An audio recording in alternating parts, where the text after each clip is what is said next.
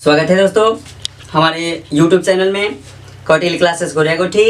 अगर आपने अभी तक हमारे चैनल को सब्सक्राइब नहीं किया है तो कृपया सब्सक्राइब करें और बेल आइकन को दबाना ना भूलें और उसमें ऑल सेलेक्ट करें ताकि हमारे जितने भी अपडेट हैं आपके पास तेजी के साथ पहुंचते रहें।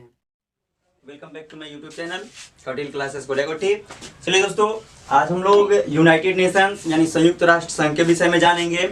जो 10+2 के आर्ट्स के जो बच्चे हैं उन्हें पॉलिटिकल साइंस में ये पढ़ने को आपको मिलेगा।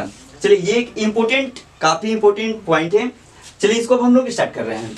संयुक्त राष्ट्र संघ जब प्रथम विश्व युद्ध हुआ 1914 ईस्वी में, जो 1918 तक चला, उस युद्ध में काफ़ी नुकसान हुए। फिर उसके बाद ही कुछ समय पश्चात 1939 से लेकर 1945 तक द्वितीय विश्व युद्ध हुआ। इसमें काफ़ी ज़्यादा देशों ने भाग लिया और उन्हें काफ़ी अधिक नुकसान का सामना करना पड़ा।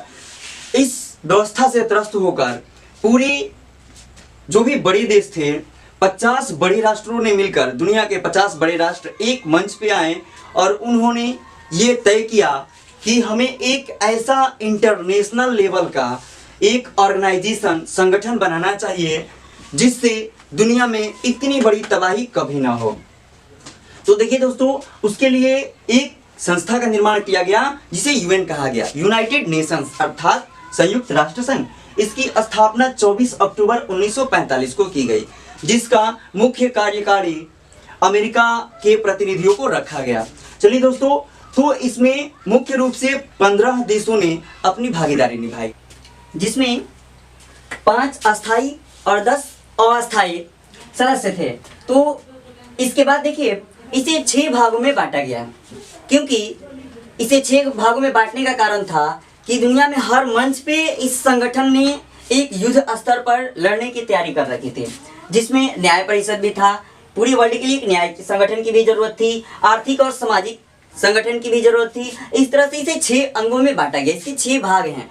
तो सबसे पहले जानिए दोस्तों, इसमें सुरक्षा परिषद, जिसके 15 सदस्य हैं। इसमें किसी भी देश को, किसी छोटे देश या किसी भी कम आर्थिक वाले देश, आर्थिक रूप से कमजोर देश जो होते हैं, उन पर कोई भी देश अचानक आक्रमण न कर दे, इसकी बचाव के लिए एक सुरक्षा परिषद का गठन किया गया, जिसमें 15 बड़े देश शामिल हैं। अब इसके बाद में सचिवालय होता है। इसमें 193 देश अपनी भागीदारी निभाते हैं। और तीसरा अंतर्राष्ट्रीय न्यायालय है, जिसमें आप अपने किसी भी दूसरे देश, पड़ोसी देश के किसी भी गलत व्यवस्था के लिए आवाज उठा सकते हैं। आप उसमें अपना केस दायर कर सकते हैं। और चौथा जो पॉइंट हम लोग का है वह महासभा है। इसमें प्रत्येक देशों के लिए प्रतिनिधियों को एक मंच पे लाकर एक सभा आयोजन किया जाता है, जिसमें निर्णय लिया जाता है कि विश्व में बढ़ती हुई प्रदूषण व्यवस्था या आर्थिक रूप से कमजोरी, इन सभी व्यवस्था को दूर करने के लिए, वैज्ञानिक रूप से आगे बढ़ने के लिए, खगोलीय क्षेत्रों में आगे बढ़ने के लिए जो भी निर्णय लिए जाएंगे, ये महासभा के द्वारा लिया जाता है। और पांचवा हम लोग का है आर्थिक और सामाजिक। इसमें 54 देश सदस्य हैं।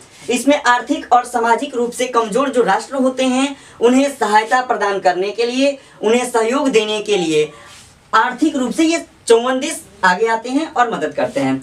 इसके बाद में न्याय परिषद आता है।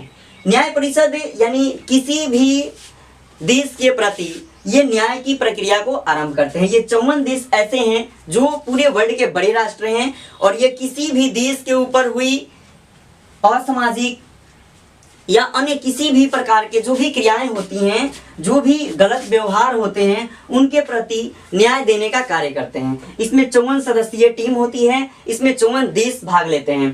तो दोस्तों, ये था हम लोग का आज का यूनाइटेड नेशंस, जिसकी स्थापना में 50 देशों ने भाग लिया और दुनिया के पूरे विश्व के 193 देश इसमें शामिल हैं। Thank you.